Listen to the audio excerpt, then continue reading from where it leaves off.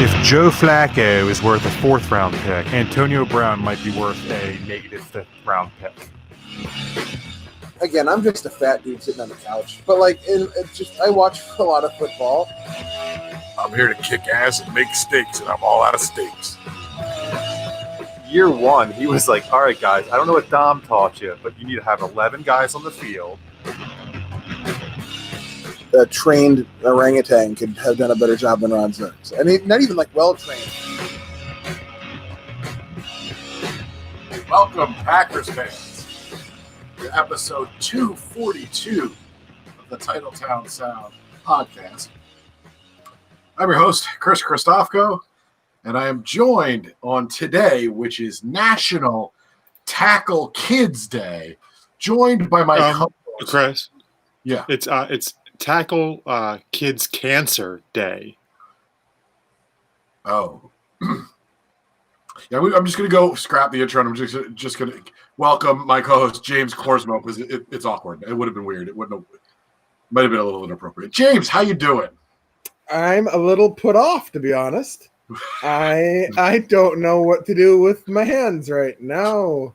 You want to know the crazy thing, James, is that we planned that, Chris and I. That was actually planned. That silky smooth. Oh, that was planned? That silky smooth comedic delivery was planned. Why did you break our years standing tradition of not? Meaning we spent more than 14 seconds on that. Is more what I meant there. So, and I want to tell you, when we began that little bit to now, we have half of the live viewers. So that bit, Kevin, that we worked on ahead of time was responsible for losing several of you. Now we've got a pretty good group, or pretty good sized group in our live chat. If you want to join us, we're on YouTube. Subscribe to our YouTube channel and hit the notification button, and then you will know when we go live. So I introduce James. Let me introduce Kevin.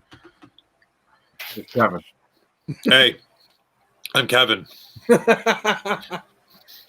The Packers go into let's first talk about that atmosphere, James. They went into that stadium, hostile environment. Must have been tough for that group. I mean, those are some courageous men. Yeah, but to be able to withstand the onslaught of decibels of the only other people that were on the other. So Aaron Rodgers actually was on. I didn't know this until this week, but he's doing every Tuesday.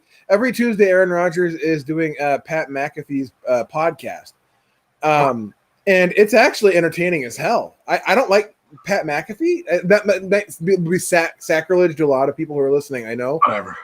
I find him a bit overbearing sometimes, but like. It's very entertaining, and so he was talking about how it was the quietest environment he's ever played in, and it was like off-putting. He it was so weird to be able to draw the Vikings offsides 3 times in their own stadium.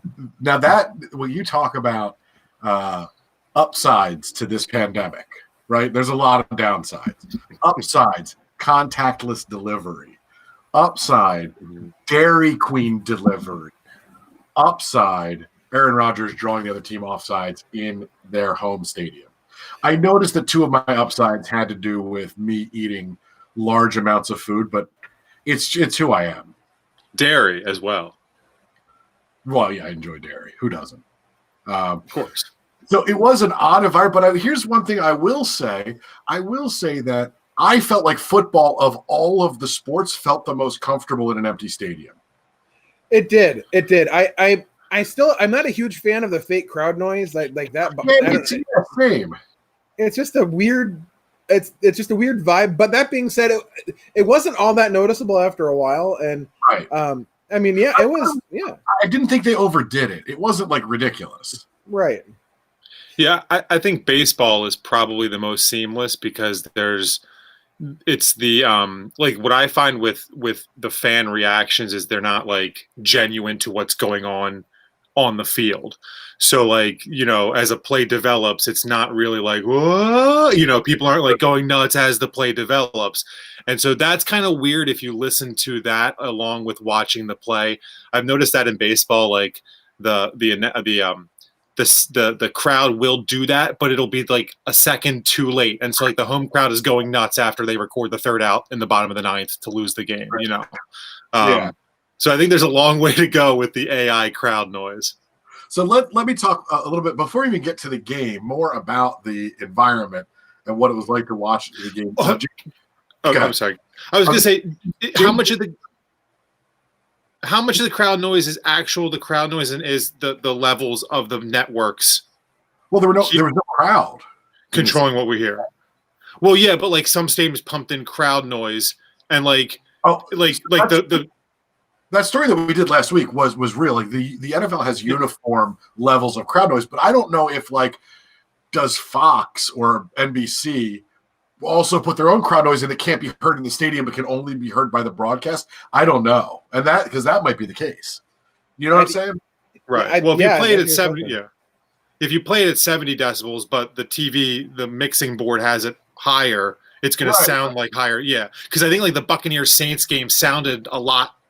Like that sounded weirder because it was really loud. Yeah. Well, but before we even get to the game, let's talk more about the broadcast. And you couldn't listen, James, I know, but Greg Jennings, this is blasphemy. But Greg Jennings was pretty decent in the booth.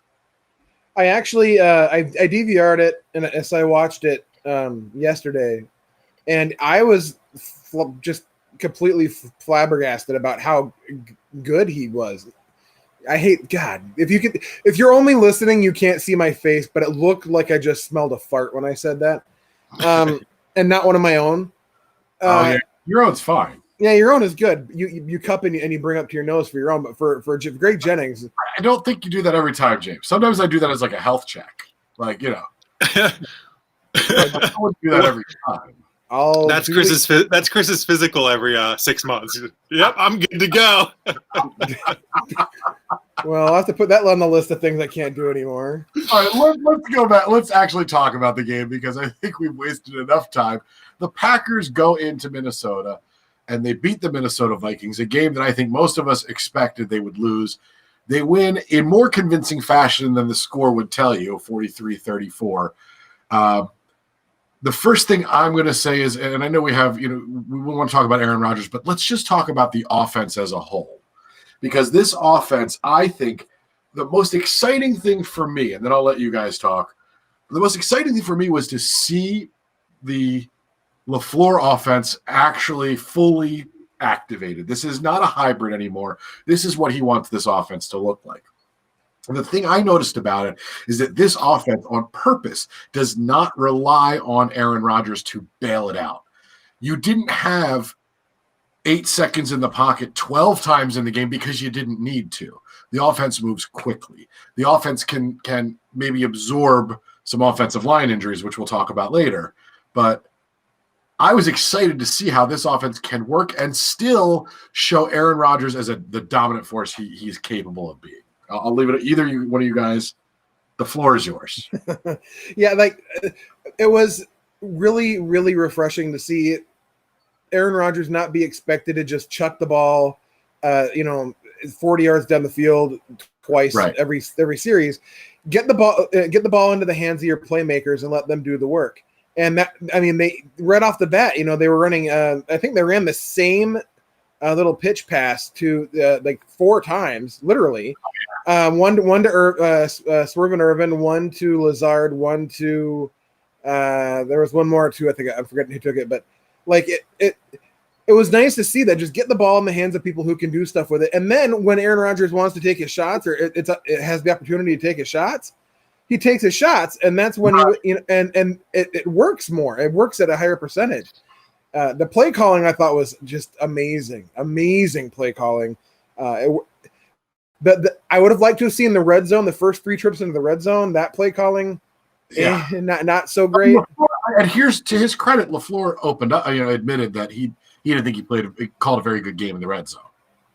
But honestly, it's a small quibble, to have, because after that, I think after that the second field goal or whatever it was, he really. The rest of it was really good. He remembered about Aaron Jones being a thing, and It would have been cool to see A.J. Dillon get a touchdown, but because he's giant. But Right. his time will come. Yeah. So, Kevin, what did you think about seeing that offense kind of fully engaged for the first time? I think a lot of national pundits thought that last year was an aberration at 13-3. And I think what it showed me, and I think it showed some people nationally, is that they might not be 13-3, but they are a good team. Yeah. Because a lot of people picked the Vikings to beat them, to leapfrog them this year. And not to say that couldn't still happen, but from what I saw in week 1, that's a long way from happening. Yeah. I think that the consistency here is really what was key.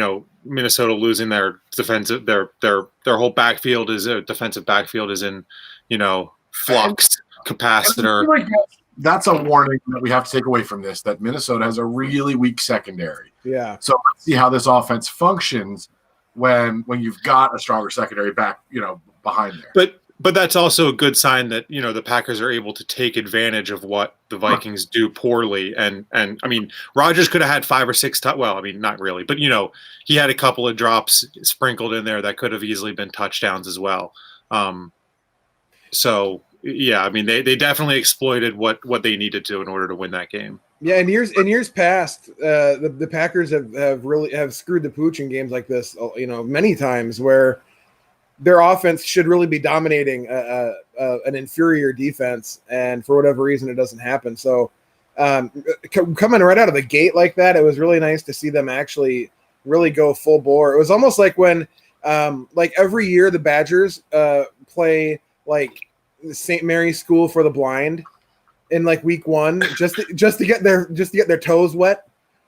And, that's kind of what it felt like to me on the offensive end a little bit.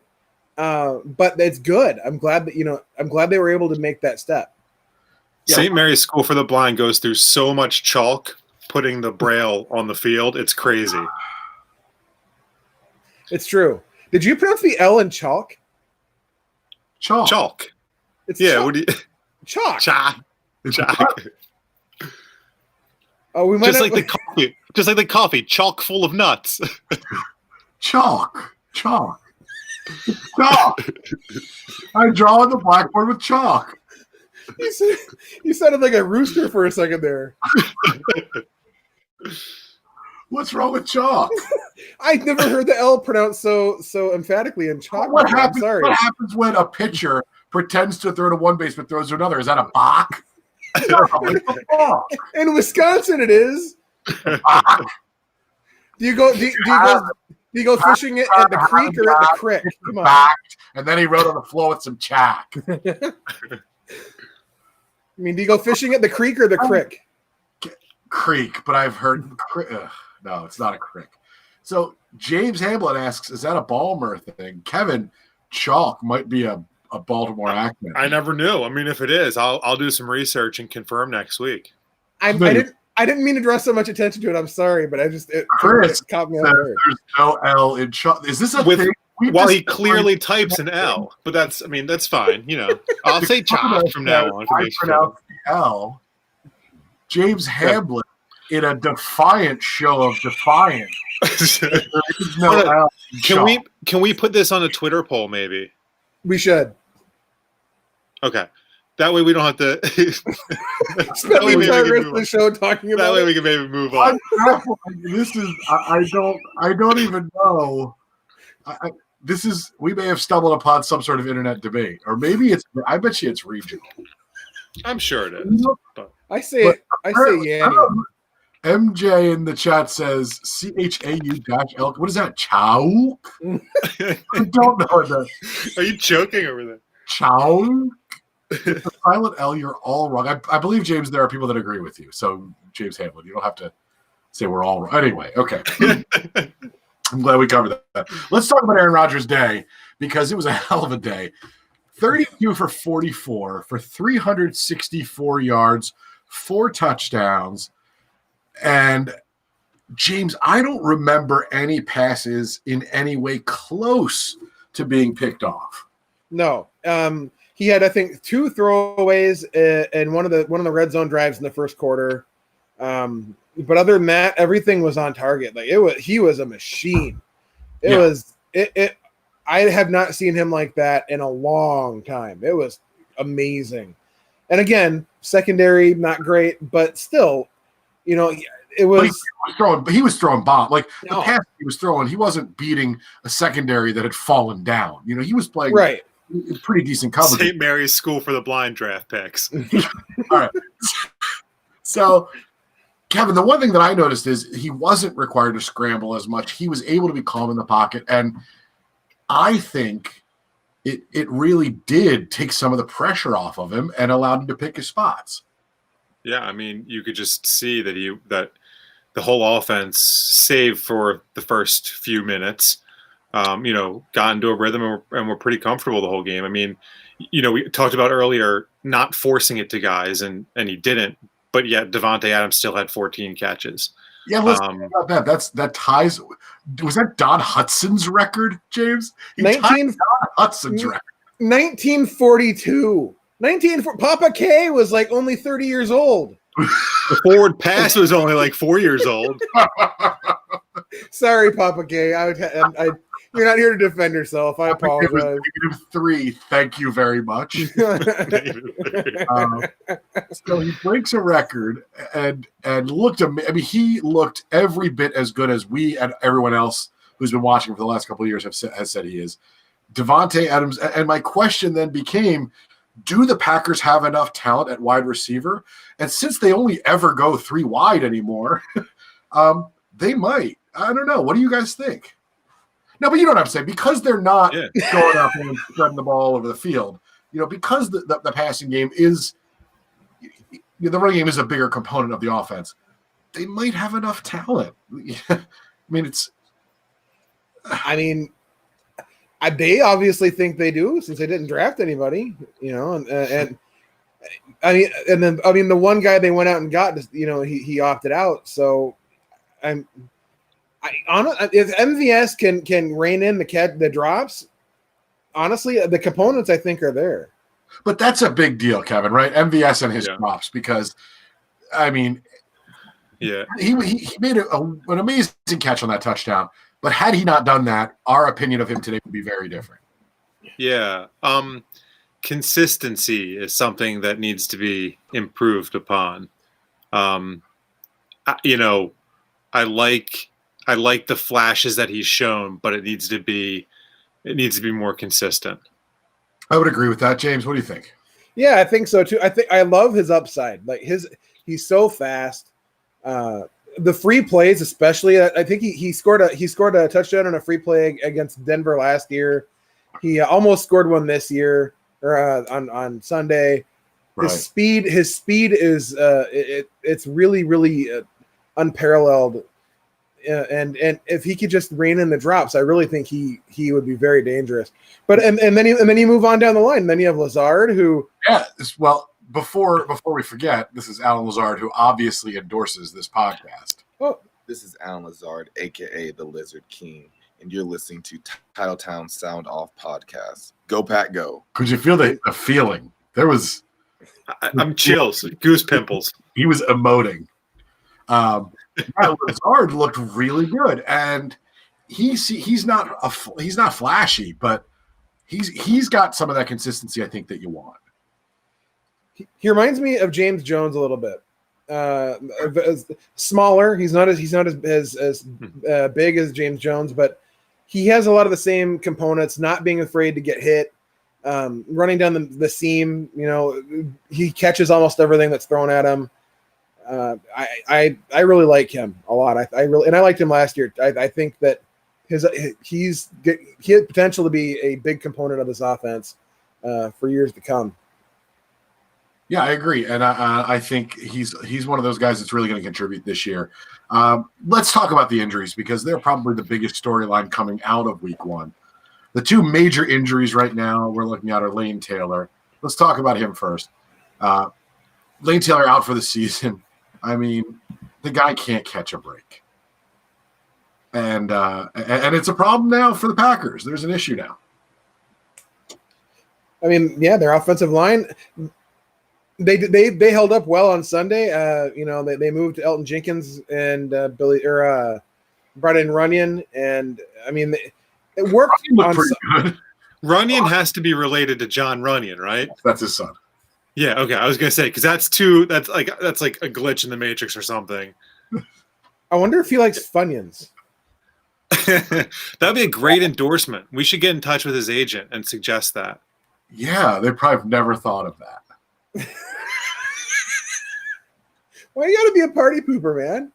Do you have bunions? I'm John Runyon. I eat Funyuns. Dr. Scholes. What? Well, because the bunions, I had to tie that in somewhere. So, Dr. Scholes. Well, maybe we can get them as an advertiser, but we do have a new advertiser tonight, guys. We'll get to that in a minute. I'm very excited about that. All right, Lane Taylor out for the season. So what are they going to do? Are they going to end up bringing somebody back? I mean, we got to have another offensive. You need more offensive line depth than this. I mean, I wouldn't mind them throwing Jared Valdir a phone call and saying, "Hey, come on back."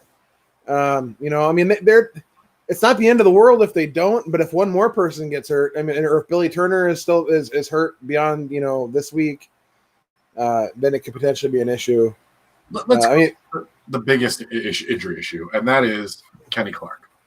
Have we heard anything, Kevin? Did you hear anything today? Because I've been looking. I've been trying to keep up with Twitter, and I have not seen any information about Kenny Clark. My sources have not updated me yet. I'm waiting on a text any minute, but I'm sure they're being real jerks.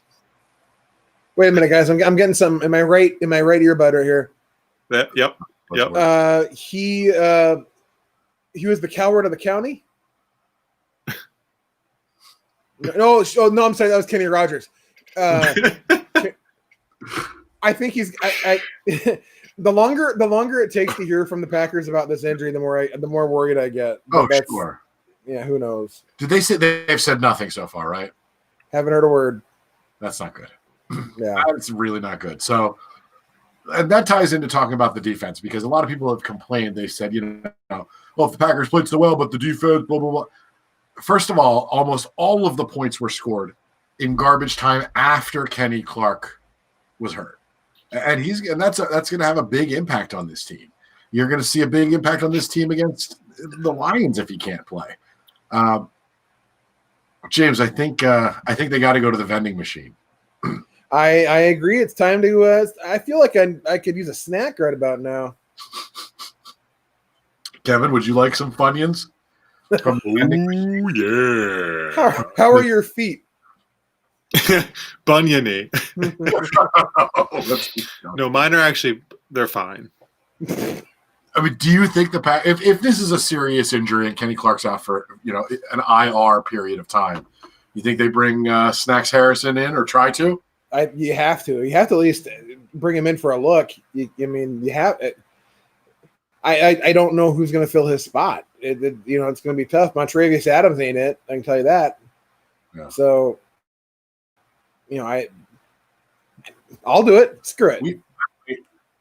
It's September 2020, and we have the largest amount of live viewers we've had on YouTube at this current moment.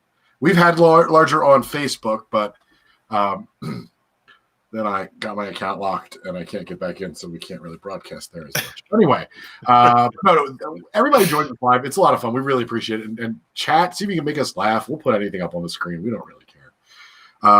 Just look at me. I'm proof of that. That's true. Anything else, Kevin, first about this game that we should talk about before we get out of here?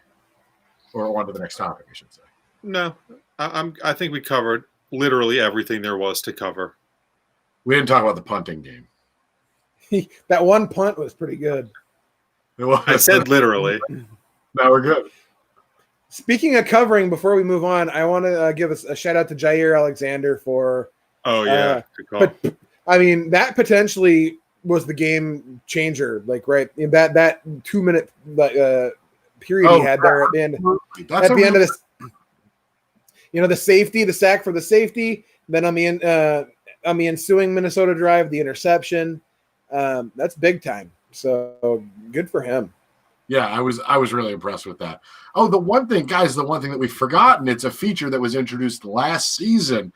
Gentlemen, this was week 1, so you know what that means. No. 69, dudes! That's right. 69! Nice. It is the David Bakhtiari 69 of the week. David Bakhtiari's representatives have told us to please stop doing this. So just let you know, he's not part of, guys, I got an idea. Let's call him David Bakhtiari. Well done. So it is the 69 of the week. And unfortunately, guys, I wanted to start the season on a natural. We love a natural. Who doesn't? 69. But this week, if you add the number of yards Swervin Irvin had receiving, and the number of yards Alan Lazard had, do you have any idea what you get? 69, dudes! Nice. 69! Nice. All right, guys, before we go to our regular break, we have a new featured sponsor this week, something that I'm really excited to play this ad. It's from a pharmaceutical company. They inquired and thought we would be a good fit. So I'm just going to go ahead and play the ad. Guys, please do us a favor, patronize our sponsors. That's one of the ways that we're able to stay on the air. I hope you've enjoyed the date. I had a wonderful time. Oh, yes, it's been lovely. Would you like to come in for a nightcap? No, thanks. I don't wear them. No, silly. Oh, yeah, sure, I guess.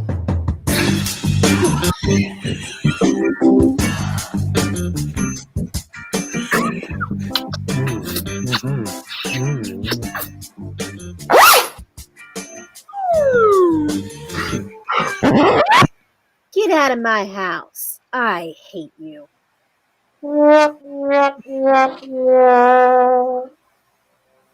Hey, guys. Do you move the chains between the 20s?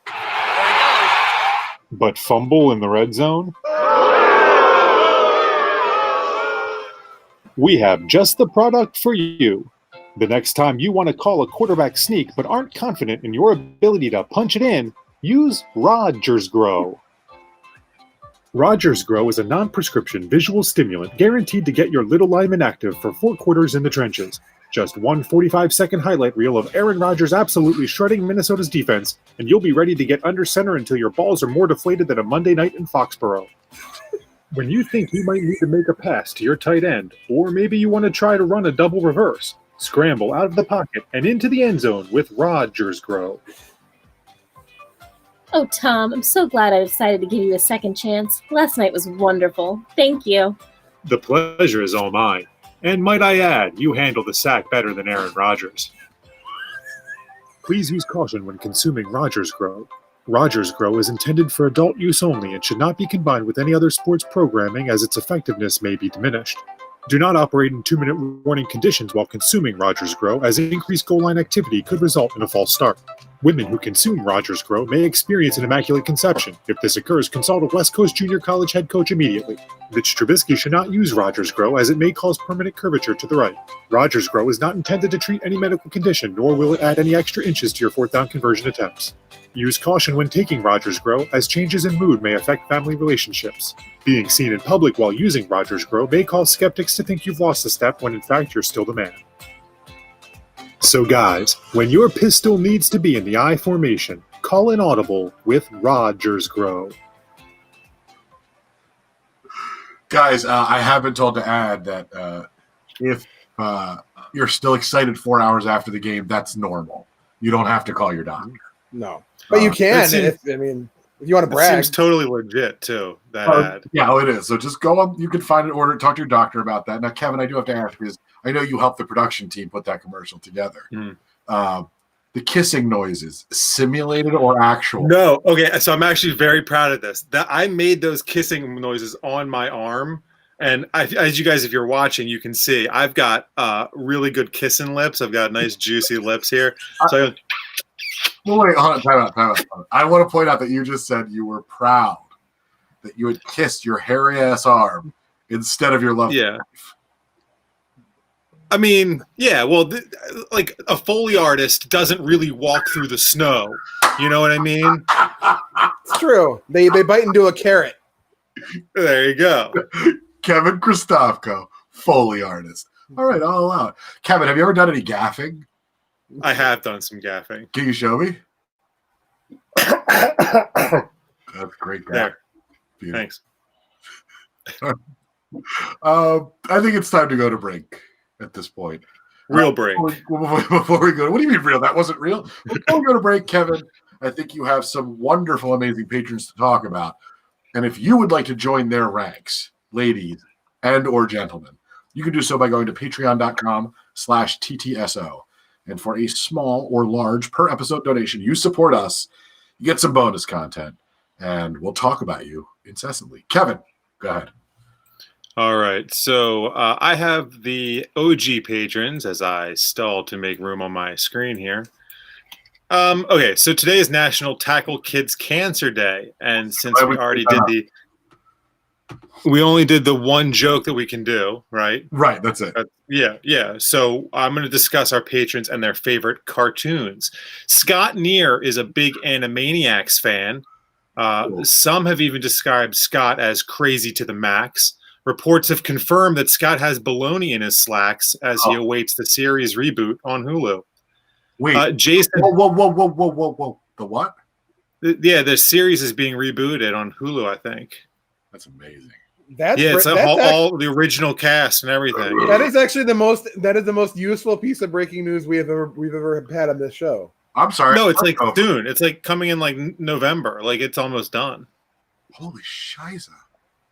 You kind of did say it. All right, Jason Hicks is such a huge Teenage Mutant Ninja Turtles fan that he insists his children call him Master Splinter. Additionally, he dresses as April O'Neil every year for Halloween. By the way, happy birthday, Jason Hicks. Yeah, happy birthday. Yeah, happy birthday. Jason Hicks, the big 4-0. Lordy, Jason is 40. All right. Our next patron, Chris Corsmo, a real American hero. Milo Meadsong loves the Jetsons so much that he has invested over $2 million in Spacely Sprockets. Jeff Augustine, he did all the animation on Aha's Take on Me music video. Wow, that's impressive. That was a hell of a video. And he did it offhanded as well because he was eating a sandwich with his dominant hand. And James Hamlin's favorite cartoon is Pokemon. If you don't know, Pokemon means pocket monsters. James' favorite pocket monster is Bulbasaur. His favorite pocket monster is Bulbasaur. So those are our 6 OG patrons. Thank you to all of them. We love you guys and cherish your patronage. We'll take a quick break. And when we come back, we'll hope we still have the same number of patrons. But we're going to listen to your voicemails. We're going to talk about the Lions game, and then things are going to get real crazy. I don't even know what's going to happen. I have no idea what that means.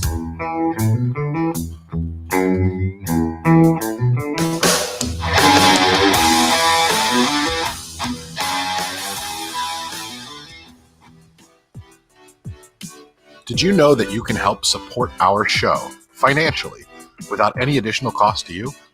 Well, if you use Amazon, and let's face it, who doesn't? You can go through our Amazon affiliate link, and we'll get a small portion of the proceeds. You pay nothing extra, and you still get your awesome stuff delivered in like 2 days. So go to www.titletownsoundoff.com/Amazon. Just order like you normally would, and you help the show. That's www.titletownsoundoff.com/Amazon. Happy shopping.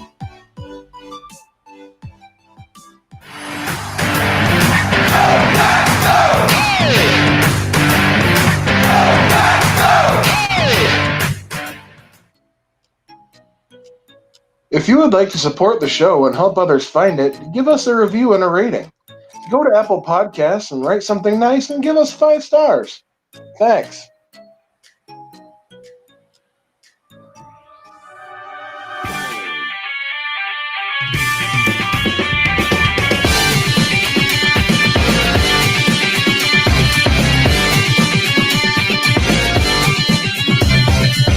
Welcome back. It's episode 2. Down podcast. Just about time for your voicemails. Before we do that, we have some other wonderful people, our patrons that we would talk about. These are our Hall of Famers. James, take it away. Yes, so we have our Hall of Famers. We have Kyle Turpinning, DJ Lightfoot, Will Zine Savage, and Michael James Crowder. And I just recently found out that all four of them made guest appearances on Mr. Belvedere at one point. Oh, what? Same show or different shows? Oh, it was a story arc throughout the season 4, I believe it was, where that's one of their best. That's when they really hit their stride. Well, right. I mean, it was all about podcasts, and so that in 1984. Yeah. And then in season 5, they actually all got together into one suit to replace Mr. Belvedere in an episode where he had food poisoning. If you guys know, they did a spin-off series, but the ratings were too high and advertising dollars only went to that show, so they never did a second episode. Do you know what that show is called? Do you? Yeah, it was called... I know what it was called. Patron Saints. Ooh, I like that. That was good. Let's get on to... That's not what I had, and I appreciate you doing that. Let's go to our voicemails. We had, it's funny because usually at the end of a game we put out our phone number for you to call. I forgot to this week, honestly, and we still got a bunch of calls. So thank you very much. You can call any week. Keep your call short. Keep it to the point. People did a pretty good job this week. Our first call didn't even wait for the game to be over. This is Dakota from halftime. We think he's from Tennessee, but Hey, y'all. This is Dakota calling after the first half of the Vikings Packers game. Y'all, did y'all see my guy Jair killing it? Man's on point. And then you got DeGuara, a little rookie tight end fullback, whatever he is. He's all over the place. People keep saying we didn't get Aaron Rodgers a receiver. Apparently, we got him one in DeGuara. Let's see. Hopefully, Kenny Clark's all right. Kind of scared about that. And I'm sure there's other things. That Marquez catching that ball right after he buy his mama that car. Oh, I love that man. I love a lot of men. Oh, no. Huh. All right, y'all. Glad we could help, Dakota. Yeah, glad we could help. And by the way, I'm going to put it up on the screen during our next call. But if you want to call the show, you can do so anytime. You don't even have to be intelligent because we're not. You don't have to be sober. We encourage you not to be, and it doesn't have to be about football. So call us at 920-445-TTSO. Actually, I'm going to ask Dakota, who's in the chat, to do me a favor. Put that in a comment, and I'll put it on the screen so other people can see it, and it saves me a step. This is called crowdsourcing your laziness. I'm quite proud of it. But let's talk about DeGuara block, by the way. That was borderline tripping, but I don't mind because it was beautiful. Blocked two guys and sprung a good part of that play. It was close to a penalty, but it was a hell of a block, man. That was fantastic. Sprung was that Lazard for effort, that's what I like. Well, I mean, you should. And DeGuara, he also had a nice catch on a swing pass, and he got 12 yards on it. So clearly, they like him. Regina in the chat says, "Wait, what? Not sober, not smart, not football? Correct. Now you're catching on." Regina Phalange, by the way. I see what you did there. That's Friends reference. Oh, is it? Yeah. Oops. All right. Our second call. Who's our second caller? Our second caller is Don. And you will be surprised to know he was also happy about the outcome of this week's game. What's up, guys? It's Don. Checking in. That was a fun one yesterday. Always good to get off to a 1-0 start. If yesterday is any sort of preview indication of what Rodgers is going to do this season, then Jordan Love is already the greatest draft pick in Packers history. Because if he's going to light that fire under Rodgers to get him to play like this, I'm all for it. He was on fire yesterday. Devontae Adams was on fire. Picked them apart. So if we can get that offense like that consistently, it's going to be a lot of fun.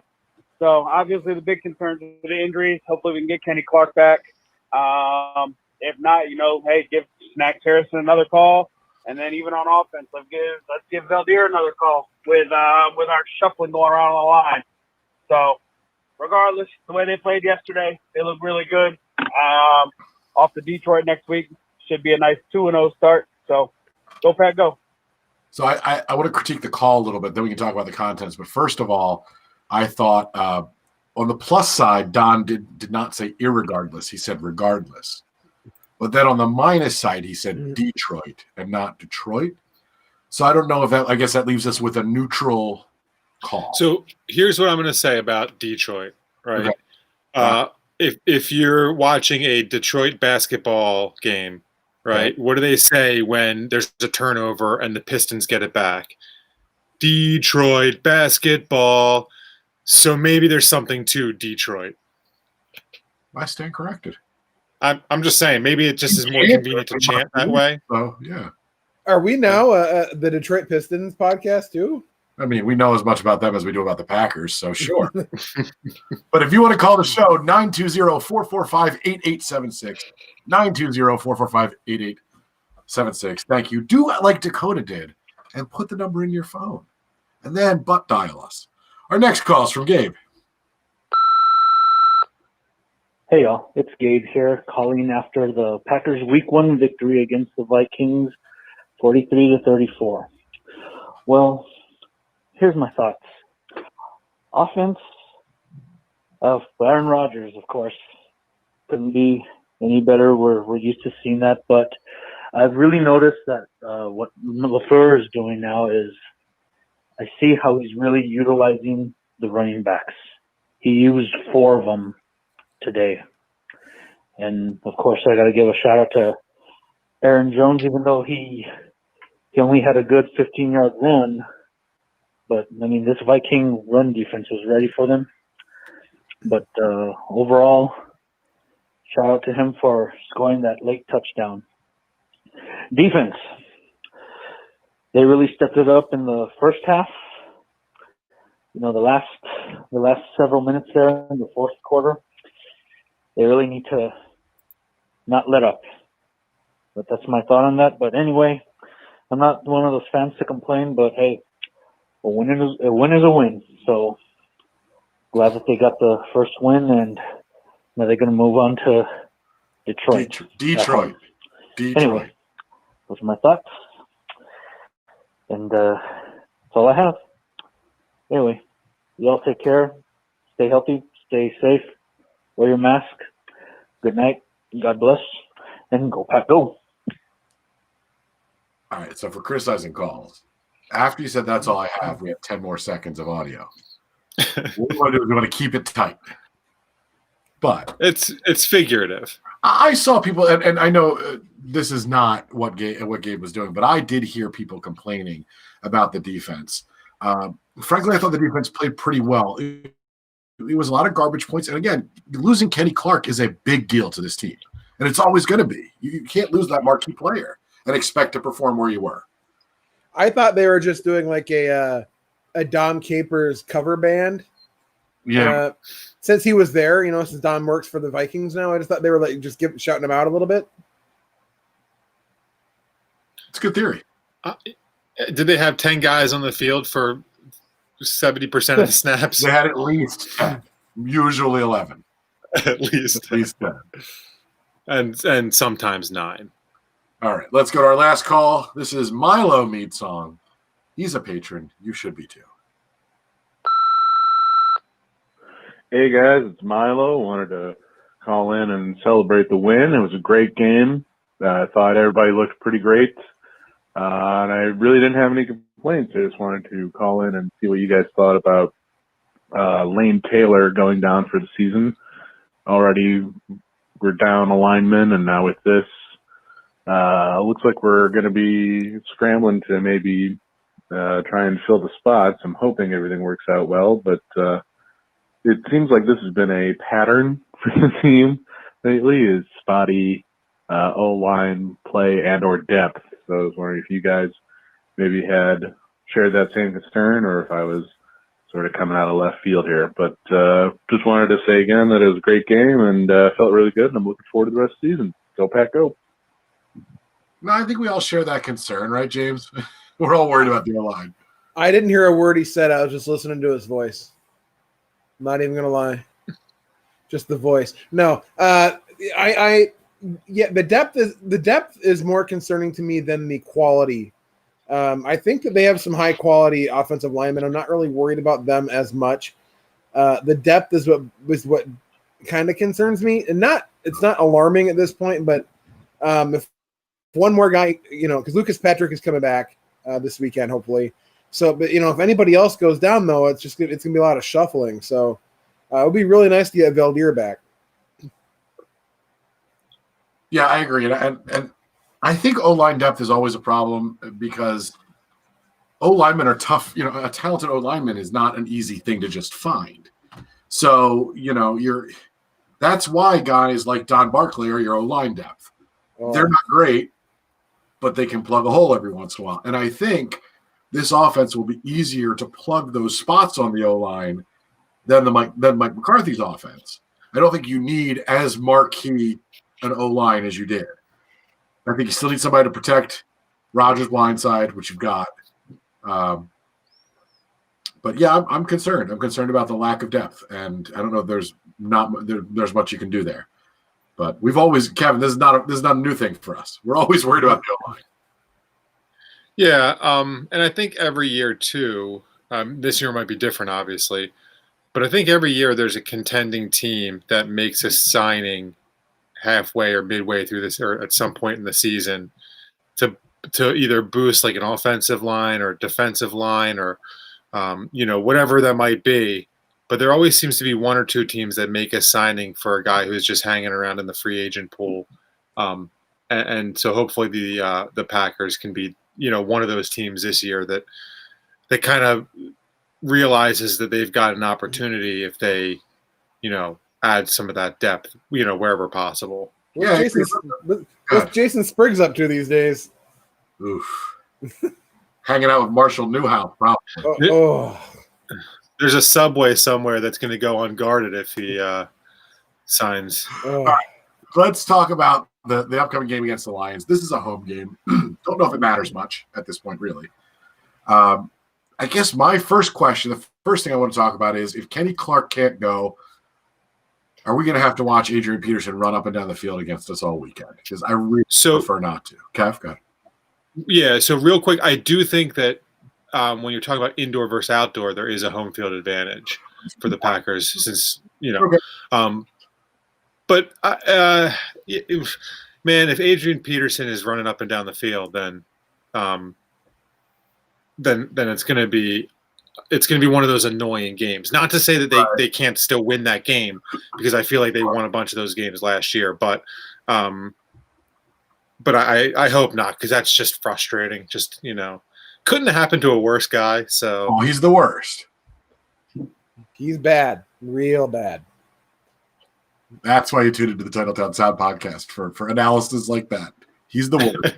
He's bad. Real bad. Well, in fairness to us, we're all placing Amazon orders on our phones at the same time because we got stuff going on. We can't just sit here and talk for an hour about the Packers. No, Adrian Peterson is just, what he did to his kid is just it's unbelievable that he still is allowed to play in the NFL. Number one, number two, he ripped off 98 yards, I think, this weekend against the Bears. He looked like he wasn't over the hill quite yet. So, that concerns me a little bit. Again, indoor versus outdoor. So let's see if that helps. Unfortunately, without Kenny Clark, I suspect. I mean, I can't be sure there. But I think he's going to have a pretty good game. But I don't think that's the end of the world, because I do think this Packers team can exploit a pretty banged-up Lions secondary. James, this is not the best team against passing. No, both of their starting cornerbacks are out. Darius Slay doesn't even play for them anymore, and he's hurt too, regardless. So I mean, it's kind of like Minnesota Part 2 this weekend, really.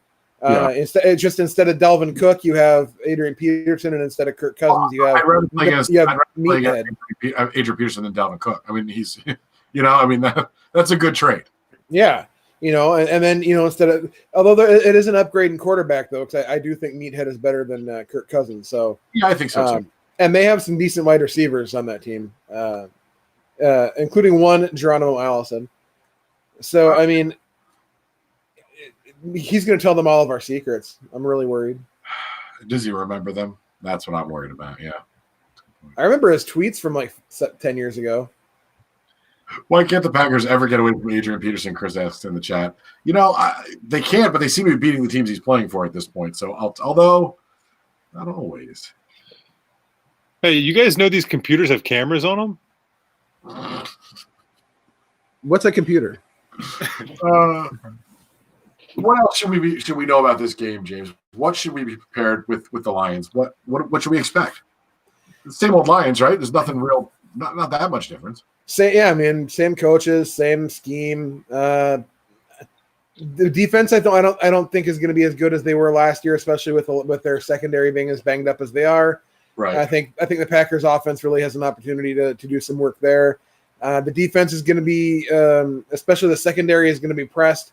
With their wideouts, and Adrian Peterson might cause some trouble up front. But sure, if the Packers don't get a lead at some point in this game before the clock strikes 0 at the end of the game, as like last year when they didn't lead either of the games until the very end, until they did, right? Like that's the most incredible stat ever. The Lions led 120 minutes of the games last year and lost them both. Yeah. The one, I guess, why isn't this a walk in the park for the Packers? Or is it? It might be. Who knows? My voice got real high. I think Matt Stafford has gotten a lot better against the Packers in the last 3 years or so. And I think that's one of the big reasons, because when I was doing my research for true or false, he hasn't thrown an interception in 3 years, since October of 2017, I think, against the Packers. So I think it's dive. Wow, Kevin, you are now our stats guru. That's the only one I know. That's good. It's your guru. That's better. Yeah. All right. Cool. So yeah, I mean, I think that's part of the reason why you look at the Lions. You're like, oh, they're the Lions. Like, why? They stink. But I think as Matt Stafford goes against the Packers, so go the Lions. Is that the expression? Yes. Yeah. It's exactly cool. what it is. Nice. You nailed that. All right. Let's move. Not that we're. It just there's not much to go on this year. But what is going to be interesting, I think, is seeing Lambeau Field empty for a game. That's going to be neat. Like weird, and yeah. I hope. Ooh, I like that. I was going to open the show. I hope they use our crowd noise that we made last week. I've sent it to them. I received a cease and desist. No, don't send it again. I did. Now, do you have to both cease and desist, or do we get to pick one? You get to choose. You choose one, and then they send goons after you. If you get a cease and desist, then you have to do both. But I've gotten cease and or desist. Then you get to pick. Okay, so we need to have a meeting after the show to figure out which one we're doing. Yeah, we have to vote whether we're ceasing or desisting. Is there something drooly out of your mouth, or is that the screen just went? To me? Yeah, I didn't want to say. I didn't want to say anything. But it looked like you were drooling whatever you just consumed all over. Again, I've got big juicy lips, so they shine in the studio lights. It looked like it just took a bite out of a glazed donut. That sounds like a great idea. I think it's time to move on to our games. And our first game that we like to play, you got 2 chances. One of them's right. It's true or false.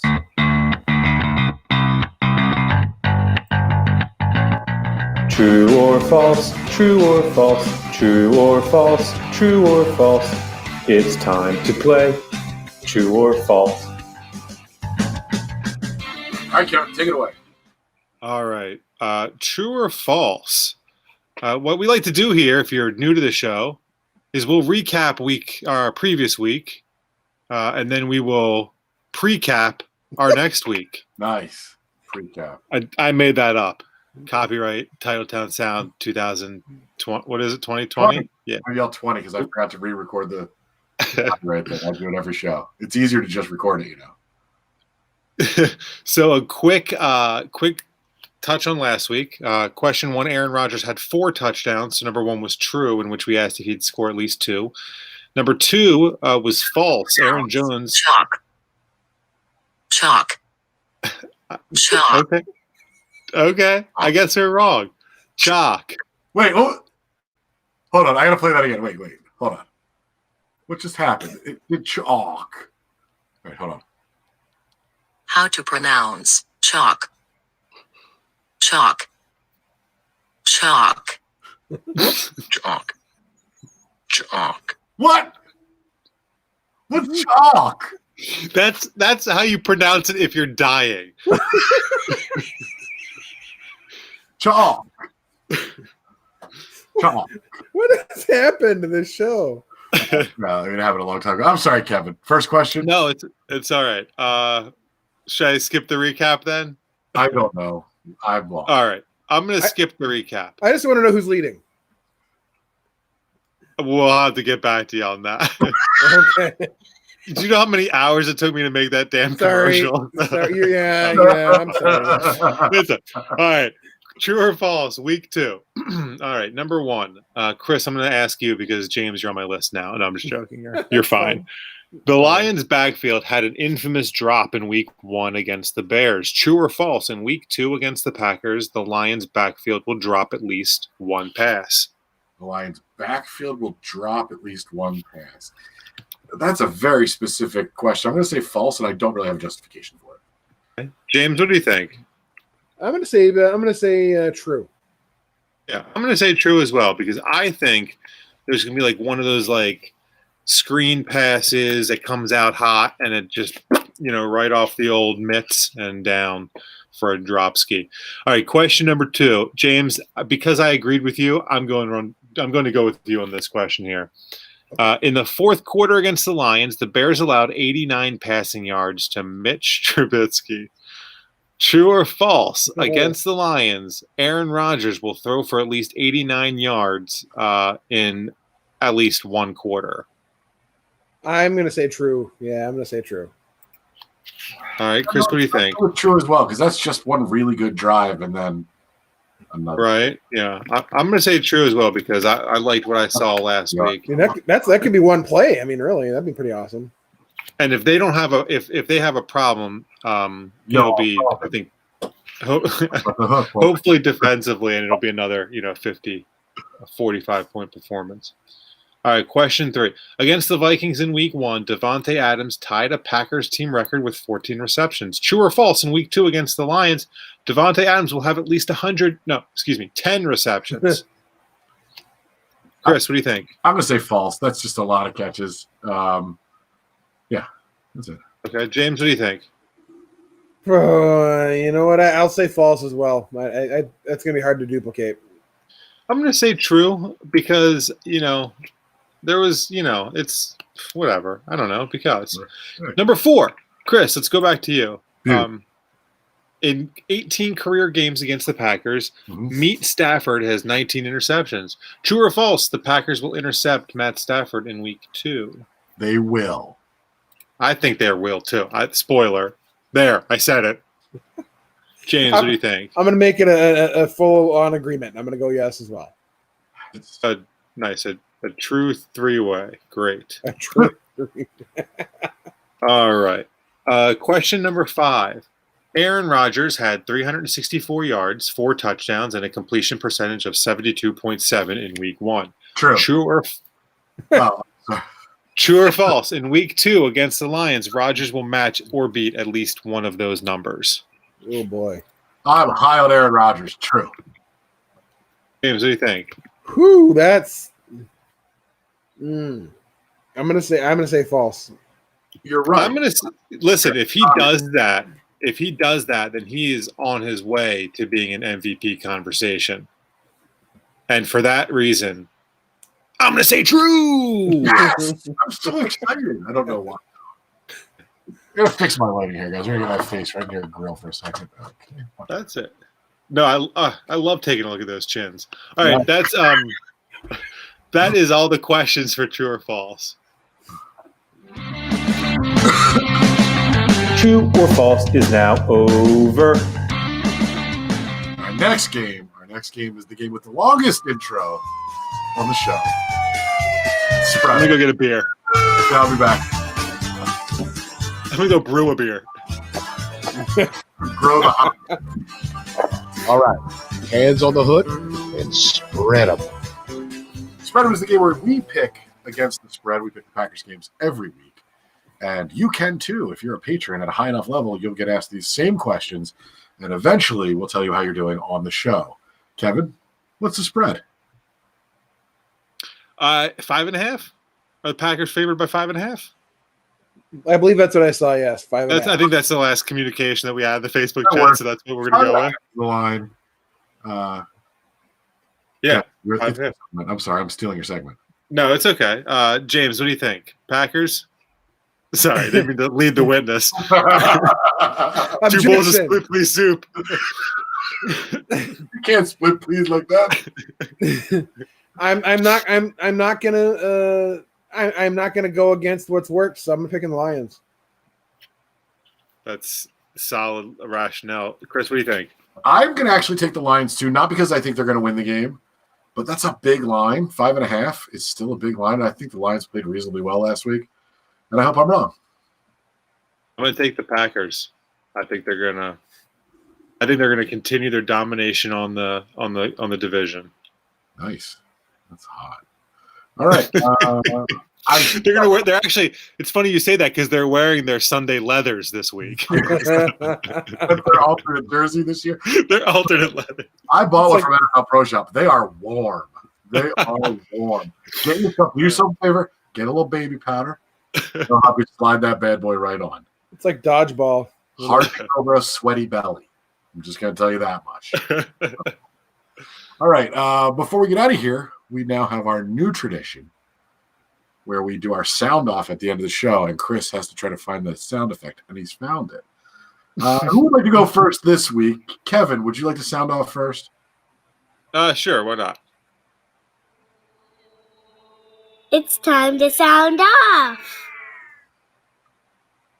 All right, it's time now. So I guess it's early, right? But I think that this year, one of the keys is going to be consistency. And I know we talked about it at the draft when it was like, what are they doing? There's no high impact players right away. And I'm hoping that what that was, we're seeing now with it's more important to compete this year while building for the future at the same time, but not focusing on relying on those guys to carry you into this particular year. And that's kind of exciting because that means you've got a good groundwork and you've got a good roster to start with. Nice. Football related and everything. Mine is also football related, but it is directed to those fans in Kansas City who thought it would be amusing in the opening game of the season to boo during the player show of unity. Showing you that for those people who were booing, who were making a scene about this, it was never about the flag. It was never about honoring veterans. It was only about you simply opposed people being together in unity. So, yeah, to you KC fans. James, that was a wet one. That's good. You kind of along those same lines. I would encourage people who know people who have sworn off the NFL or the Packers due to the social justice initiatives, and I think we all know, or at least we know of people who have done that. I encourage you to hold them to that. Don't let them jump back on the boat when if the Packers are 6-0 or they're 8-2 or things are looking good. Now they want to get back on. The rest of the division has died of a pandemic. Whatever. It's a matter of principle at this point. I really, really encourage you, if the league or the Packers or whatever the reasoning is so offensive to them now, it needs to be offensive to them. It doesn't sound right. No, you're right. You're right. It needs to be. They're going to take this moral stand now. They better take it later when their teams win. Right. The Eagles fans that I'm friends with, this is going to be an easy one, but you know what I'm saying. Or admit they were wrong all along. Yeah. Right. Hey, I think three decent sound offs tonight.